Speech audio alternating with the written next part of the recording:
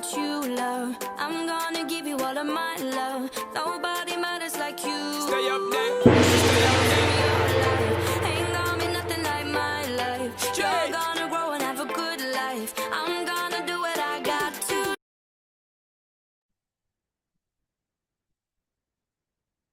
Good evening, everybody. 6 p.m. UK time, and welcome back to another week of our session with Krishak Nagar. And we are as usual, looking forward to the content. Just let me remind you, Krishak, who's going to come on the call, is an individual. He's very young and he has nearly a decade of trading experience. But with that, he is one of those unique individuals. The way he teaches is in the most simplest form. Any complex situation he can explain so that any average person can not only understand but can go away and apply. And I say that because I personally take sessions and I am really benefiting from them. Last few weeks we've covered quite a lot. Last week, if I'm correct, Krishak, we looked at momentum and volatility, and we also recapped on the candles, but also support and resistance linked to supply and demand, and role reversal. And this is our final week of the 6 series sessions of this sequence where Krishak will take you through macro fundamentals and market correlations. So without further ado, and I'm sure that we also have co-founder of QBN on the call, Mahir. I'm going to also pop on Mahir. I'm not sure. I haven't consulted, so I'll see. And to maybe add a few more words to share his experience as well, because I know he has also been benefiting from sessions with Krishak. And there he is, Mahir. I think he's out. Yes, I'm out. I'm actually grabbing lunch right now. It's 12 o'clock here in Dallas, and it's lunchtime for me, but I wanted to be on this call. Thank you for calling me on. And again, thank you, Shazia, for all you do and your leadership and putting all of this together. Definitely makes things easier for all of us. Krishak, amazing teacher. Haven't had a session from him in about a month or so, but looking forward to the next one soon. I've learned so much in such a short period of time. He gave me the foundation, the basis. And so on that, I've been able to continue practicing on my own. Very easy to learn from. Teaches things in a simplified manner, in a manner that is elementary. I tried learning Forex in the past, and I gave up. I said, okay, this is not for me. It's way over my head. I tried it again recently, and with Krishak, he simplified it so much that it became 1, 2, 3. It was just so easy. If you're not taking private sessions with him, I highly encourage it. And we're lucky to have him as part of our QBN team. Thank you, Mahir, and hopefully you'll enjoy your lunch and we'll get back to the session. And can I just add before Krishak takes on the stage, I also have tried to learn Forex from multiple different instructors, and the passion has stayed, the desire has stayed, the drive has stayed. The only difference is now that the way Krishak breaks it down, I am able to go away and do a little bit of homework and come back and share what I have learned and also question further. So that is the impact, the learning and the teaching, the teaching he does, it's the impact he has on learning. So thank you, Krishak, for being part of the call, and we look forward to our session today. Hello, everyone. Thanks a lot, Shazia. Thanks a lot, Mr. Maher, for such a wonderful introduction. Again, it's an honor to be a part of QBN Global, and it is more about spreading the right information. And yes, it's been a while, sir, since we have had a session together. I'm looking forward to our session soon. And Shazia and I, we've been on the go already, doing our sessions twice a week. And yes, we have covered a lot of things together as well. So yep, let's get straight into the session. Bear with me. I'm opening my trading view. And as I open my trading view, there's a lot of things happening around the world again. Still, silver again to its all-time high of 96.5. Gold to its all-time high, very close to $5,000 an ounce.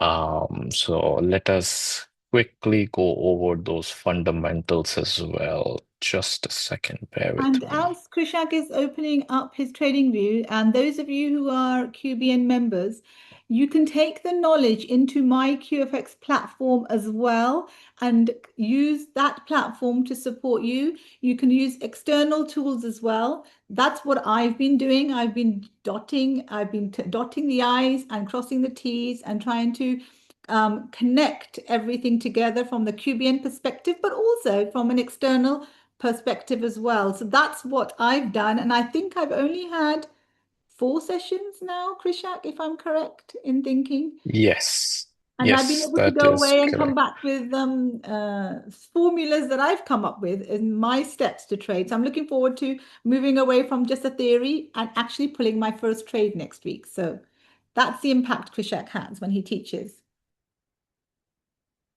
Thank you, Shazia. Yes, we are looking forward to trading together.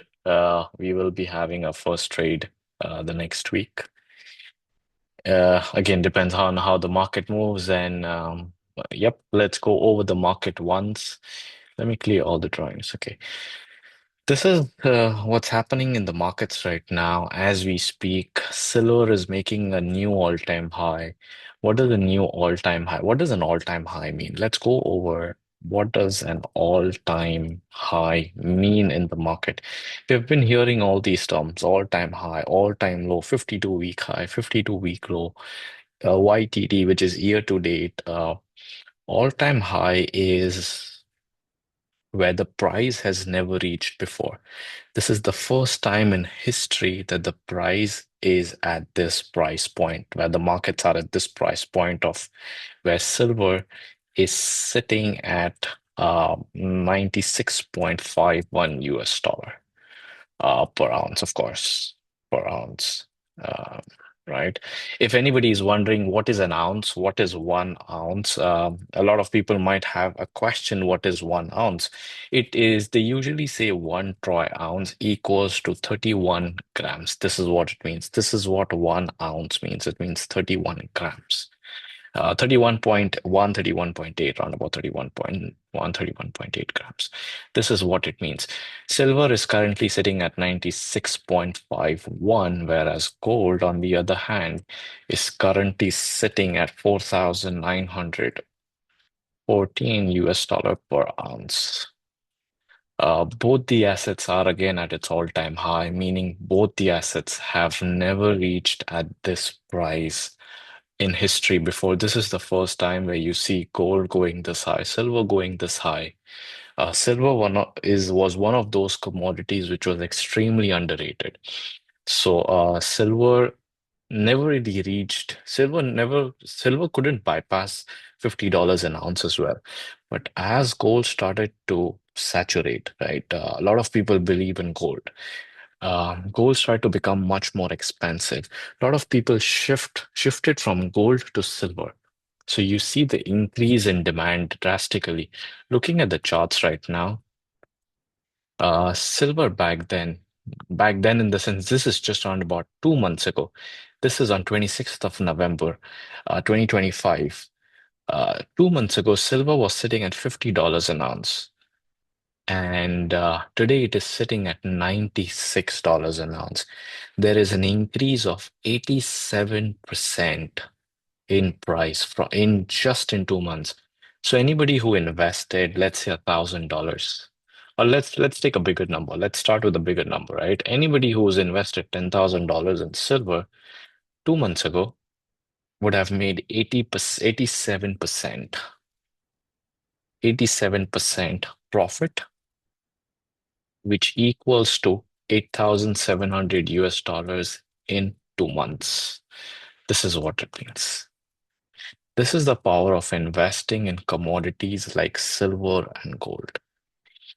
Since both the assets are moving in a very aggressive way, it is a very good opportunity to trade as well. And we did discuss in the previous session as well as to why these assets are moving so high. Why there's a lot of demand coming is because of geopolitical issues around the world. US Greenland, US Iran, which is still ongoing. So these are the things where US would like to occupy Greenland, but now the situation has changed a little bit. Geopolitical issues drive the price of the commodities up. Why? Because commodities are safe haven assets, gold and silver. Commodities are safe haven assets, gold and silver, and US threatened the European Union that President Trump will be putting 10% tariff, starting 10% tariff on four countries in the European Union. And by July, it will be increased. And by July, it will be increased to 25% if um, if the European Union does not let the US take over on Greenland. But the situations have turned around now. They've come to an agreement that the US will not take over, but will use Greenland. Now, why was US focusing more on Greenland? It was because of rare earth rare earth minerals. Rare earth minerals which are untapped, which means which are not used, which are undiscovered, which are highly valuable. That is why US wanted to tap into Greenland and focus more on the rare earth metals, which technically increase in value over time. So this is the overview of why the commodity markets have been pushing higher and higher.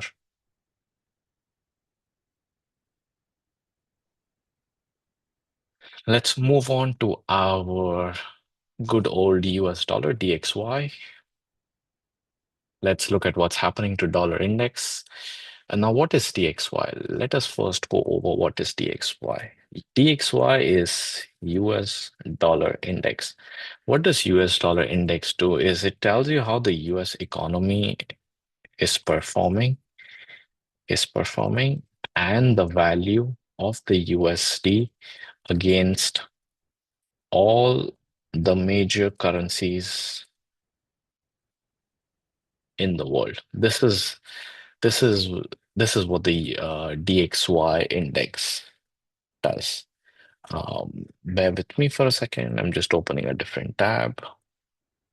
Okay, this is what the DXY index does.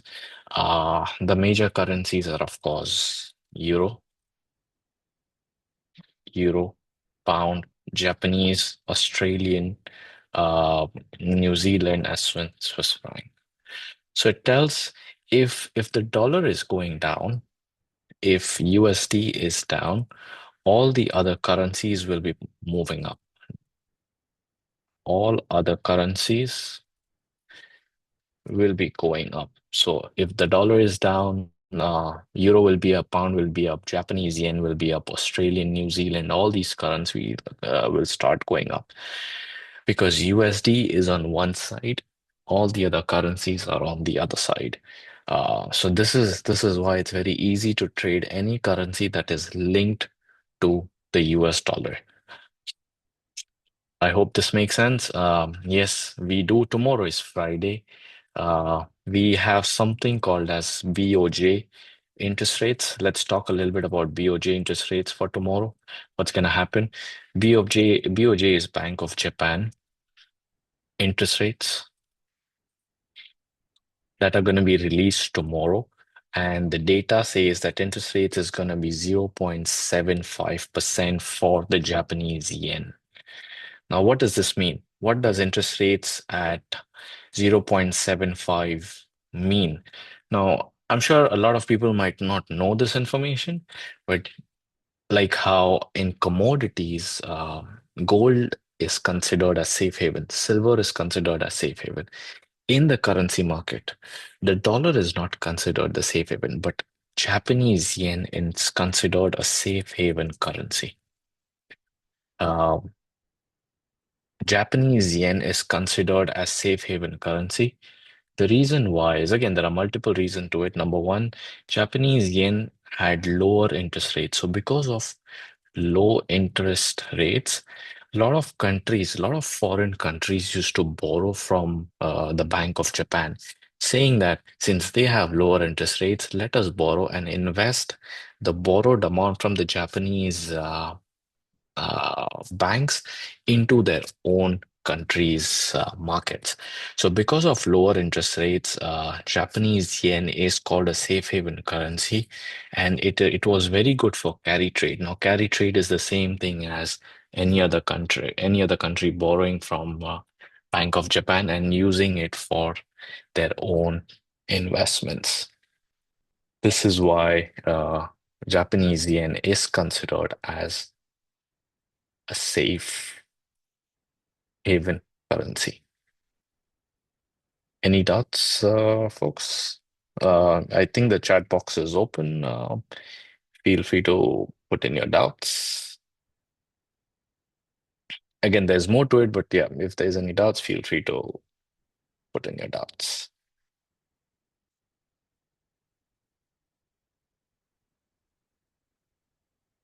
All right, let's move on. So the first reason why Japanese yen is considered a safe haven is because, of course, of lower interest rates, right? And there is a rule of thumb. Now, the rule of thumb is rising global rates. That means Japanese yen becomes weaker, and falling global rates, Japanese yen becomes stronger. This is a rule of thumb. This is when the Japanese yen becomes stronger in value.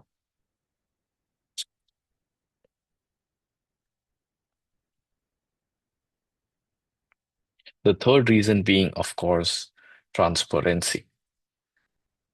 Transparency by the government. Transparency by the government. The government is very transparent, right? Bank of Japan. It's called central bank clarity. The government is so transparent in keeping the interest rates steadily, they're steadily increasing the interest rates. So this is what makes the Japanese yen a safe haven as well. And of course, there's a lot of transparency. So a lot of people trust the Japanese yen as well, even though it does not. Anybody who wants to know the conversion, 1 USD equals to around about 158 Japanese yen. So it is extremely weak.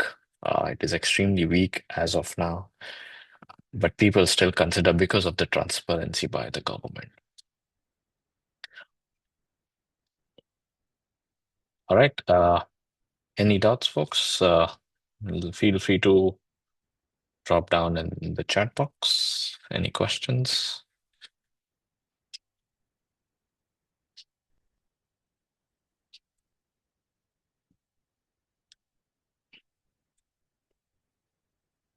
All right, let's move on. Let's look at the topic for today is going to be trends. Let's look at what trends are. Now, whatever we spoke up until now was more on to what is happening around the world as of now, as we speak, what is happening right now. So this is a general overview of the current markets. So if this is what I'm expecting right now, gold is still going to push to $5,000 an ounce. We still have enough room for gold to keep pushing up, and silver going to $100 an ounce. This is what I'm expecting in the near future. So the market is still intact. Gold is still, commodity markets are still pushing higher and higher. All right, let's look at trends. What are trends? Trends is called as direction in the market. Trend is direction in the market. Now, market always moves in a particular direction, right? The market can either keep moving up like this, it can keep moving down like this, or it can also move sideways like this. These are the three directions in the market: up, down, and sideways. Now, as a trader, we always jump on when the markets are going up, we always hop on when the markets are going down. But we never trade the sideways market. Let us deep dive into all the three market scenarios first, and let's understand the reason why. Okay. Trends is the direction of the market, right? Now, how is a trend formed? A trend is always formed by two waves.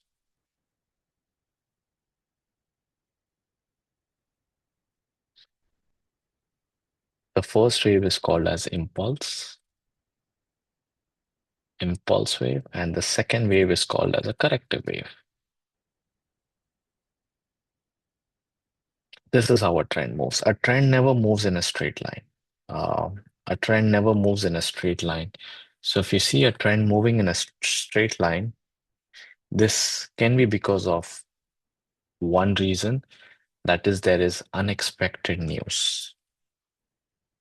Unexpected news, fundamental news. It could be related to the US dollar, it could be related to the British pound, euro, it could be related to anything. Geopolitical issues, it could be related to anything. But this one-side momentum is short-lived. It does not last for days. No, it will last for a couple of hours or a couple of minutes, and then the market goes into its normal scenario. So this is how a trend moves. Trend always moves in up, a short push to the downside, a bigger push to the upside, a short push to the downside, and then a bigger push to the upside. This is how a trend moves. What is an impulse wave? An impulse wave is the main direction, the main wave. We call it the main direction, right? Corrective wave is against the main direction, which is the shorter wave. A corrective wave is always a shorter wave. A corrective wave will never be a longer wave, whereas impulse wave is a longer wave. So looking at the drawing, the longer wave is impulse, and the shorter wave is corrective or correction, corrective wave. So this is impulse correction. Then we have another impulse. This is another impulse, another correction, another impulse. And the market goes on, so on and so forth. Whereas in a downtrend, this is a downtrend. Impulse, correction, impulse, correction, impulse. This is how a downtrend is formed. So in a downtrend, we have an impulse as the impulse is, of course, on the downside because the markets are going down, whereas the corrective is when the markets are pushing up and up, right, against the main direction. This is the difference between impulse and correction in an uptrend and in a downtrend. Let me zoom out a little bit so you can take a screenshot. Yep, folks, anybody who would like to take a screenshot, feel free to take a screenshot.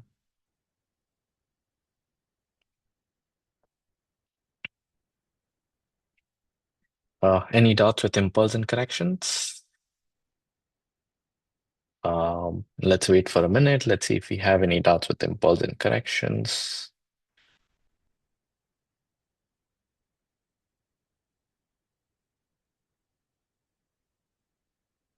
I don't see anything. We can move on, I suppose. All right, let's move on. Let's look at classification of trends. Classification of trends. Now, trends are classified into three types: uptrend, downtrend, and we have consolidation. Consolidation is sideways. Consolidation is sideways, downtrend, uptrend. Okay. When the markets are pushing up, we'll take the same example. We'll use the same drawing. We don't need to draw it again. Okay. When the markets are pushing up,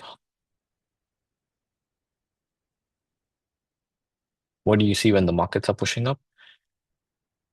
We form something called as higher high and higher low. Higher high and higher low. Price creates higher high, which is a level of resistance. Higher low is a level of support. We have again looked at support and resistance in the previous session, where we spoke in depth about how a support level is formed, how a resistance level is formed, what is the momentum in the market, so on and so forth. A resistance, just to give you a quick overview on support and resistance, support level is where price goes up, and resistance is price falls. Imagine resistance as your ceiling, that it is resisting you from going to the next level. Support is something that it is supporting you because you're bouncing up, right? So support is where you're taking a support and you're trying to jump up. So support is where buyers are interested. So you have a lot of buyers coming in. It is a buyer's zone. Resistance is a seller's zone. Resistance is where people start selling. People start shorting the markets. This is how the market dynamic works. Demand and supply. Buyers is for demand. Supply is for sellers. What happens if the demand is greater? If there is a high demand in the market, what happens? The market keeps pushing up. The market goes up. If there is a lot of supply in the market goes down. This is the main difference between demand and supply, and this is how the market usually moves. All right, let's go back to higher highs and higher lows, support resistance. Uh, the peak that you see here, this is higher high. This is another, oops, this is another higher high. This is another higher high. As the market is moving up, you'll see one peak at a time. The market is making one peak at a time. Uh, so as a trader, it is not necessary to climb all the peaks or all the peaks at once. As a trader or as an investor, we always climb one. We climb the first peak, the market falls, we wait for it. We enter again at the bottom at higher low, which is the support level. We climb towards the second peak. So we climb the second peak again, just like how we climbed the first one. We let the market breathe a little bit. The market breathes, rests a little bit, and then we have the third peak created again. So this is the dynamics of a market. This is how market moves in impulse correction, impulse correction, impulse correction, so on and so forth. So this is a very general dynamic of a market. And any markets that you look at, it could be commodities, it can be Forex, it can be stock market, crypto. All the markets have the same concept. So it is not necessary that when you learn this, it is only for Forex. No, it is for commodities, for stocks, it is for all kinds of uh, trading assets, I would say, or investing. Either you invest or trade, yeah, either which ways. But mainly this technical analysis is mainly used for trading. All right. This is how it moves. So your buying level is always going to be at the support level. This is where your support level is.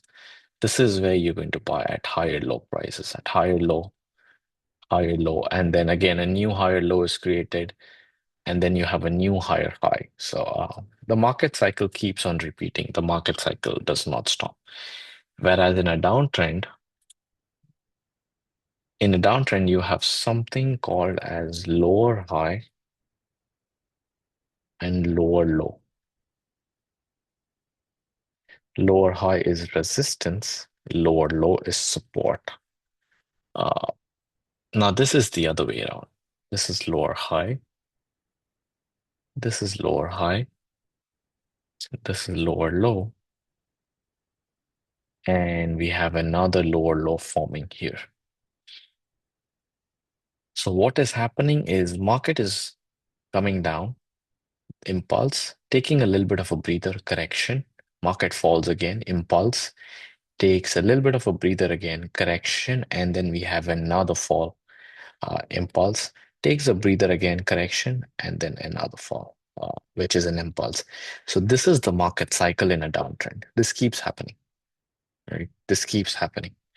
Unless and until again a bigger catalyst comes into the markets and says that no, this is the end of a downtrend. Now the markets are going to keep pushing up. The market will indicate something before it goes up. Let's move on to the third concept, which is consolidation. Let's look at what consolidation is.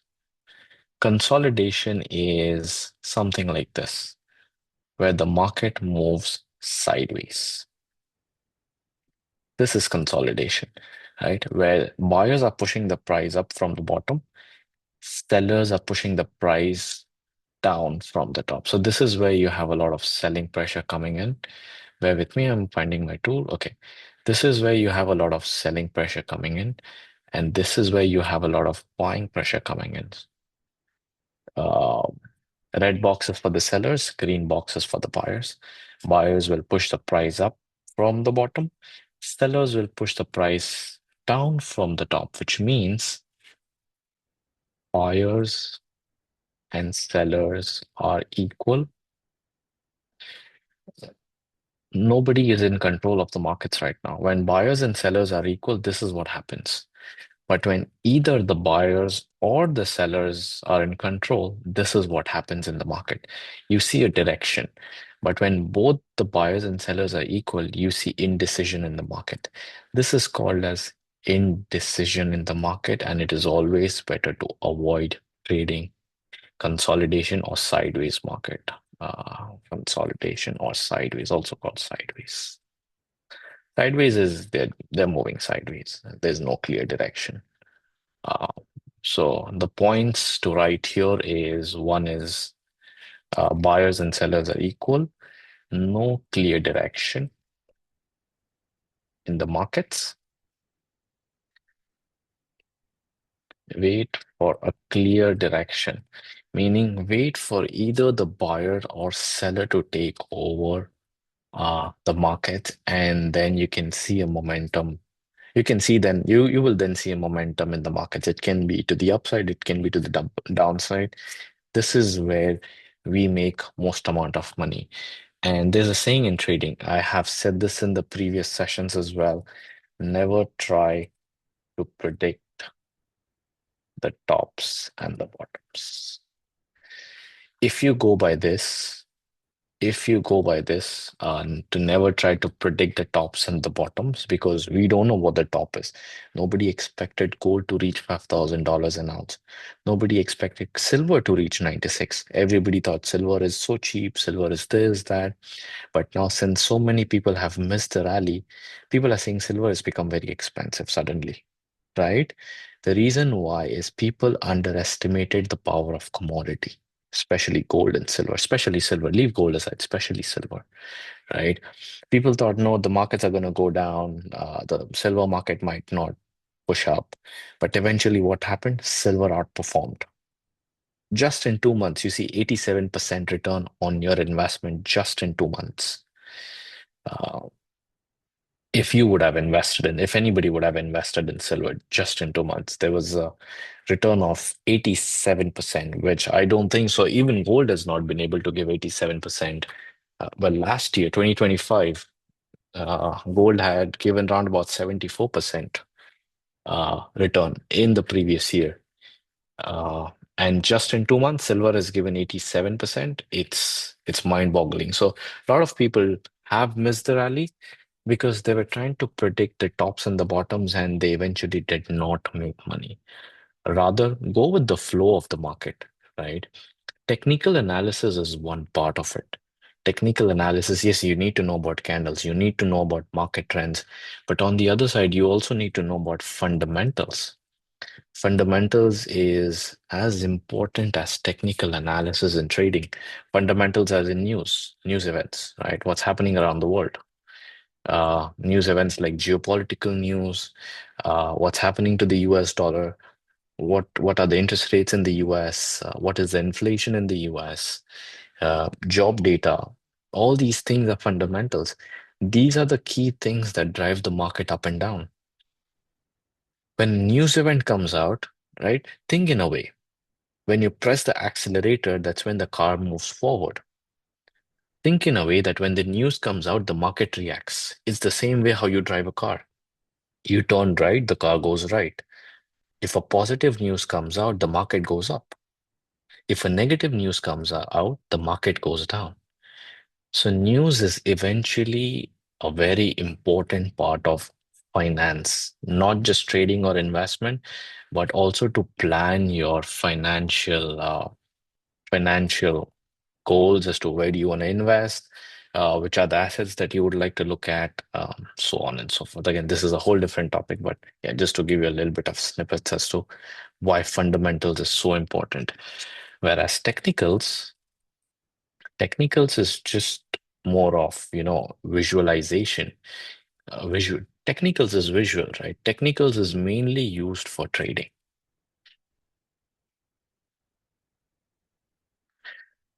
Technicals is mainly used for trading. So if you're trading, technicals is important, but fundamentals is also very important. So if you use both of these things in balance, uh, you can master the market. You can master the market. And you don't need to look at multiple currencies. You don't need to look at multiple assets. You only need to pick one or two assets and master them. You can either pick gold and master gold. You can either pick, US dollar, Japanese yen, master this. You can either pick Euro USD as a currency pair, master this. You could also pick something like coffee, for example. This is a soft commodity, right? This is a soft commodity. You could also pick coffee and master. I used to trade coffee myself. Uh, I used to invest in coffee online. Why? Because I love coffee. I drink a lot. I drink a lot of coffee. So I used to invest in coffee because it is a soft commodity, right? So when you really like something, when you know about something, you can actually invest. This builds your interest in the markets as to, wow, you're consuming a particular product and you want to know more about it, learn about it, invest. So you also get the return. So yeah, this is just an example that I gave you, but master one or two assets and deep dive into those assets. This will expand your knowledge in terms of fundamentals and technicals, and you see how the markets are moving.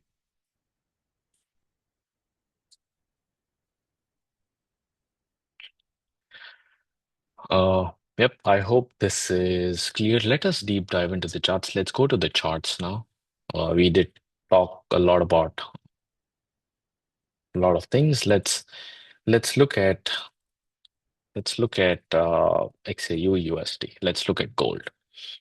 Okay, I'm gonna go to a lower time frame so we have a better. So as I mentioned, gold has just been going up, right?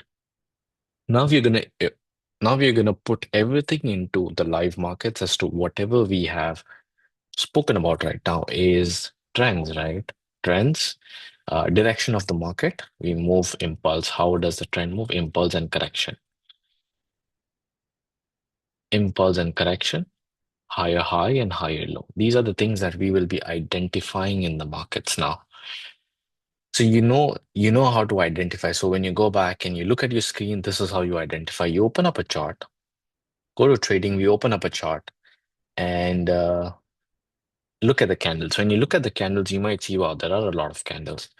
But then you open up your notes. You see, okay, how is impulse? This is impulse, correction, impulse, correction, impulse. This is how it's drawn. We're going to replicate this thing onto the chart. So we're going to start from here. Let's say we start from here. Impulse, higher high, higher low, higher high, higher low, higher high, small higher low, higher high, higher low, and a new higher high. You see the pattern? Uh, this is a higher high. This is a higher low. This is a higher low, a higher low, a higher low, higher high, a higher high, a higher high. What you see in common is each and every higher high is higher than the previous higher high. Sorry, each and every higher high is higher than the previous high. This is what makes it higher high. Now, when we talk about higher low, each and every higher low is higher than the previous low. Low is, of course, the bottom, high is the top. Each and every higher low is higher than the previous low. This is how the terminologies are coming into the picture. Higher high and higher low. Where are you going to buy? Your buying opportunities are going to be here. These are your buying opportunities. I'm going to put a red line so you know that how many buying opportunities we have in the markets. People think, no, there are no buying opportunities. 1, 2, 3, 4 buying opportunities. We have 4 buying opportunities in this month alone. Well, the month is not even ended. We still have more opportunities coming. We might have around 5 to 6 opportunities in a month. Markets does give a lot of opportunity. It's more of identifying how to take advantage of the opportunities. It's more of capitalizing on the opportunity, identifying the trend. We are not trying to predict the tops and the bottoms here. The bottom is not even, the bottom is way below. The bottom is way below. Bottom is way below. If I keep scrolling, we'll have to go all the way back in 2025. So we are not trying to predict the tops and the bottoms here.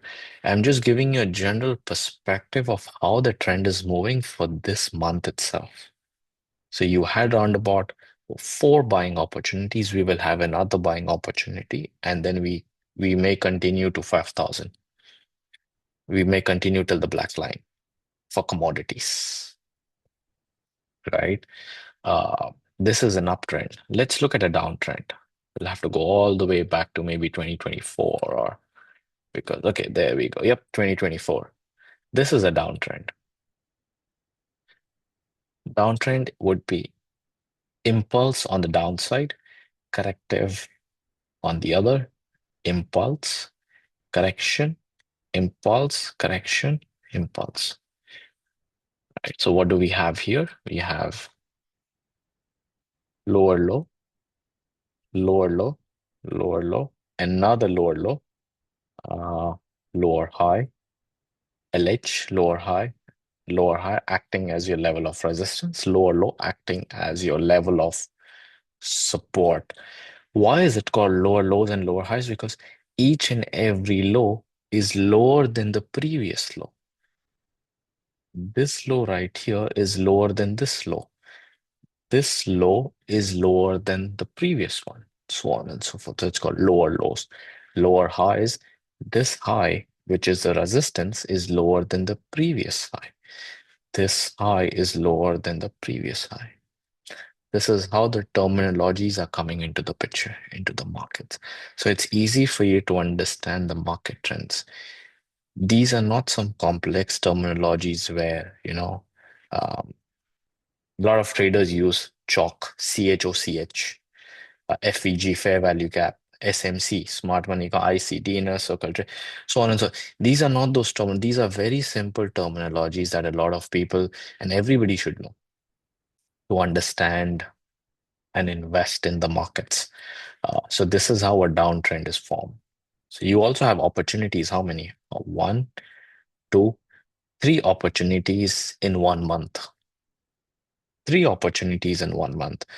So every month you look at the market will give you some of the other opportunities each and every month.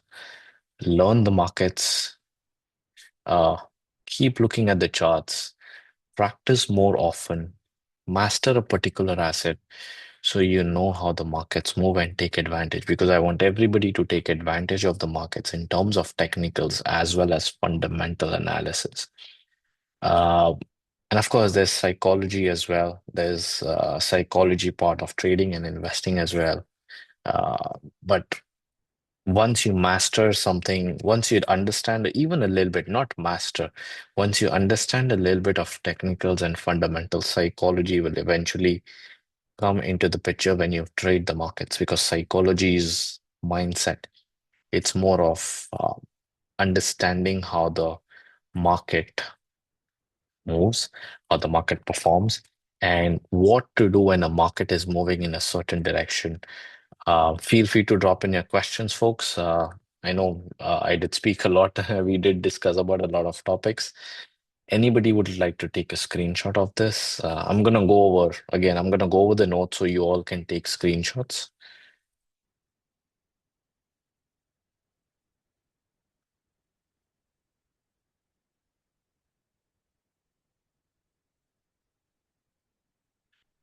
Right, I'm gonna switch to the downtrend part as well, so you can take a screenshot of that.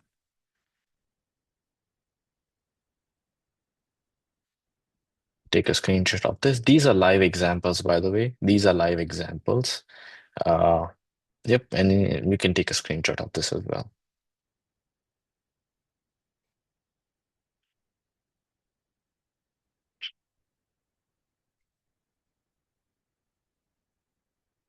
let me go to our previous notes real quick.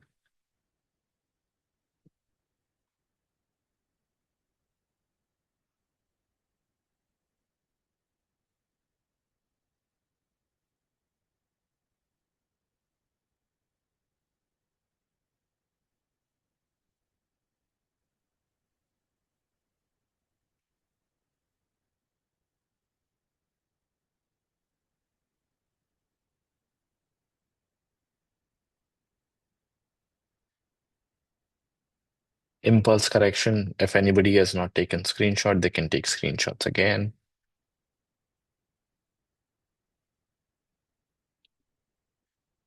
Classification of trends. This is classification of trends, an uptrend and a downtrend. You can take screenshot of this.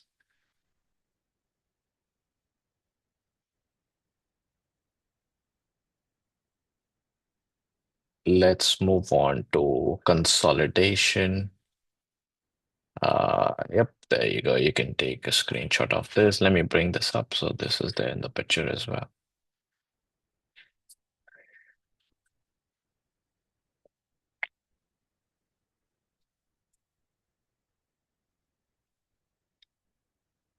All right. So yeah, it's more of practicing. Let us look at one last example before we conclude, would be to look at sideways market. Sideways market would be something like this, how the market moves side. Let me zoom in. This is sideways momentum, or this is sideways market. This is a better example to take. Okay, this is a better example to take, where you can see that the markets are moving between support and resistance only, right? This is a live example of a sideways market. Let me label this.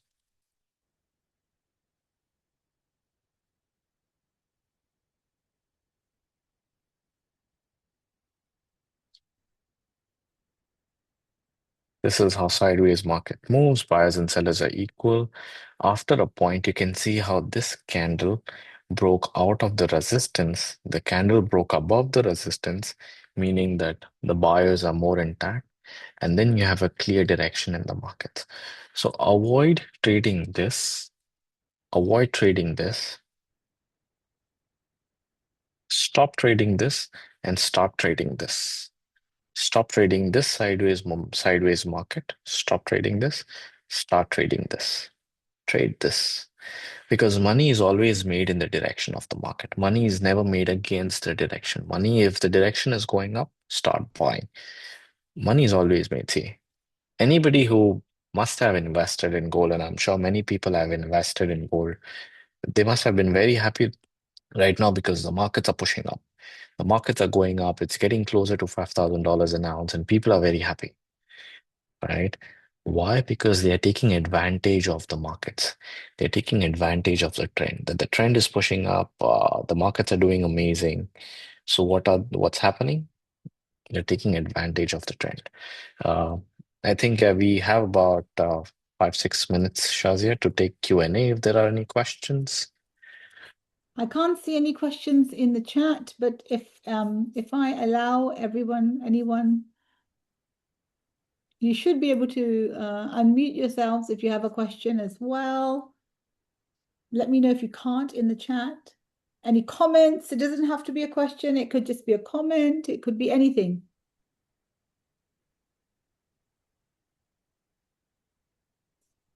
It seems like, Krishak, everybody's all clear.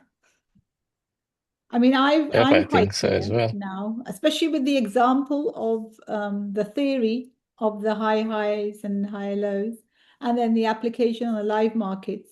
Because I think sometimes, it's nice to see it's the markets are not going to look like, or the lines are not going to match the lines we draw, but you can see how they translate into the markets where you got the upward trend and especially consolidation, because as you move into the charts, that becomes more visible, and then the downward trend as well. So do the wicks of the candles. I know we looked at different candle types as well.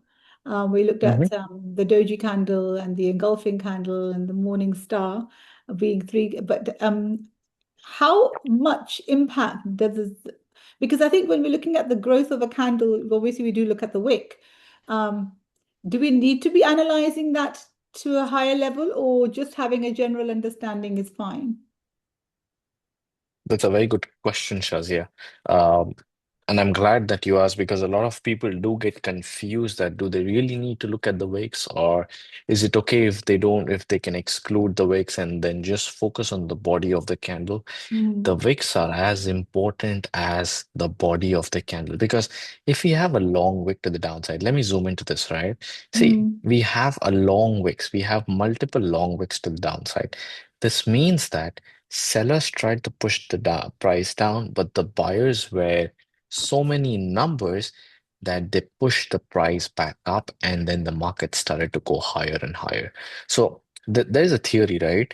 Whenever you see that there are long wicks on the downside, mm, that means the sellers tried to push the price down, but the buyers took over. That means there are more buyers, there are more number of buyers.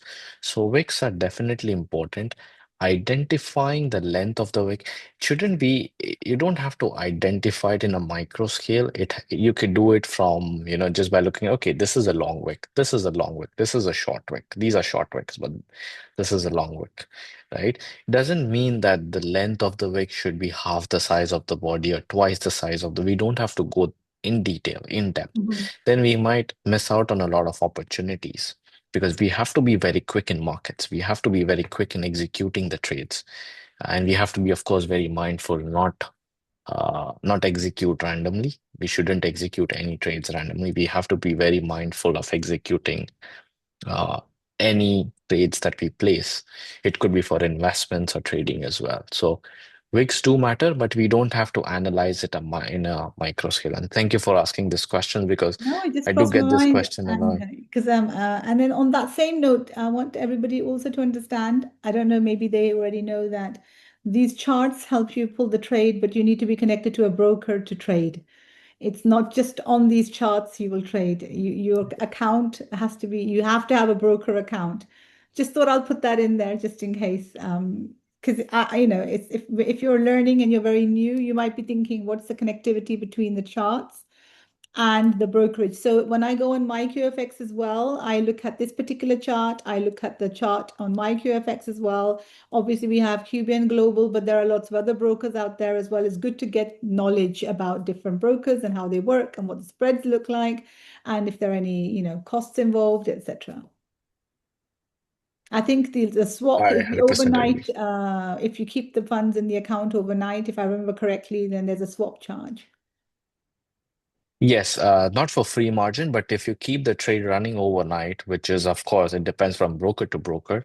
Let's say if I place a position on Monday morning and if I'm holding it till Thursday, the n number of days I hold my position, there's something called a swap fee, which is an overnight fee. So that goes to the broker, of course, to carry your trade forward to the next day. And I So each think and every one broker does charge swap. Mhm. One last misconception, because we've got 1 minute. Some people think it's a misconception that scalping or super short trading is the quickest way to make money, jump in, jump out. But I think there's a misconception that they will. There's the charge is not considered there, the broker makes. And many people avoid the long term because they think they'll have to. So just to close on that call, what would you say in terms of scalping, day trading, and swing trading? And then we can close. Good question, Shazia. Let us quickly compare all the three types of trading because, again, these are the three types of trading that everybody needs to know. Again, it depends on your lifestyle, right? Are you doing a 9 to 5?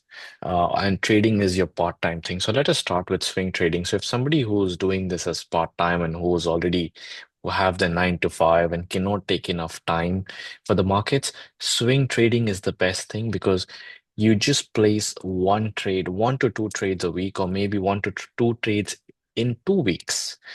You're focusing on higher time frame, so you have less stress, less commission that you pay to the broker because you're not executing or you're not placing a lot of trades, right? And you don't need to monitor. As a trader, we need to monitor, but not to an extent that you have to be stuck to the screen and look at each and every candle. No, we don't have to do that as traders, as swing traders, we don't have to do that. We capture the large momentum in the markets, large movements, large movements in price. We capture the bigger spectrum of the markets, uh, wherein we capture the majority of the trend. We don't capture small price movement. We don't capture something from 50 to 55 or 50 to 53 or 50 to 57. We capture from 50 to 96, 50 to 85. So we capture the bigger spectrum of the markets, which actually churn out even more profits, and you pay just a little fee to the broker, right?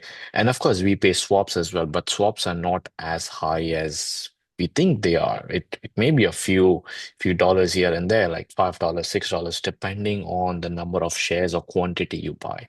So swing trading is one of the best ways to make money. Of course, if you're doing a 9 to 5 and you want to just do something part-time, go for swing trading. Day trading is in and out daily.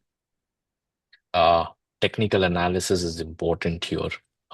We do need to learn a little bit of technical analysis, where swing trading is a bit more on fundamentals. You're in and out, and you just need to take 1 to 2 trades a day. Just take 1 to 2 good quality trades a day, and you close it the same day or the next day.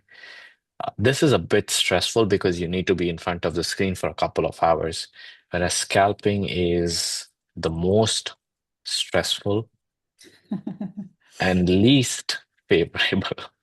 Anybody who's doing scalping, I hope you're doing good, because again, scalping is extremely stressful. I'm a person who did scalping and it did not work out for me because it was so stressful that I had to keep my eyes open, and I cannot look here and there. The moment I look to the left or right, the candle's gone. So scalping is something that I personally don't do, and I don't encourage anybody to do scalping. Of course, unless and until they feel like they want to be excited in the markets, they want that kind of an excitement in the market. But trust me, it will not last long. Dopamine hit, right? Correct. So scalping is one of those things, and yeah, I feel you are in and out in multiple trades wherein you do pay a lot of every trade, every time you open a trade, you have to pay brokerage. So scalping is more on that. So I'm a day. If somebody asks me what I do, I'm a swing trader and a day trader. I like to be on the less stressful side of the market. I don't like to be the scalping side. Yeah. Thank you for that. I think that's a nice point to close on for people to reflect on. Thanks a lot, Shazia. So thank you, everybody, Any for doubts? joining us. If you've got any comments, any questions, you can unmute yourself. You can put them into the chat. Otherwise, we keep an eye on social media because we've just completed the 6-week series of these sessions. And as you may recall, if you had participated before, we did a sequence of 6. We took a week or 10 days off. Then we did a next sequence of 6, which is coming to a conclusion now. We had 3 sessions before Christmas break and 3 after. We're going to review again just to kind of see, so that we're not duplicating, but we're sort of still sticking to the fundamentals and getting those elementary knowledge in, but how we can adjust. And then, so do keep an eye on social media, because the flyer will be back out again. But until then, thank you to those who joined. Happy learning. And thank you, Krishak, for always being so patient and very thorough, and your passion oozes out as you teach. And I can see a lot of thank yous in the chat coming through as well. So thank you, everybody. And we will look forward to seeing you again. Thank you, Mahir, if you can still Thanks, hear. everyone. And thank you, everybody. Good night. It's night here, 7 p.m. It's night where you are, Krishak, but some are in the day. So Yep. wherever you are, good afternoon, good morning. But here it's good evening. Take care. God bless you all.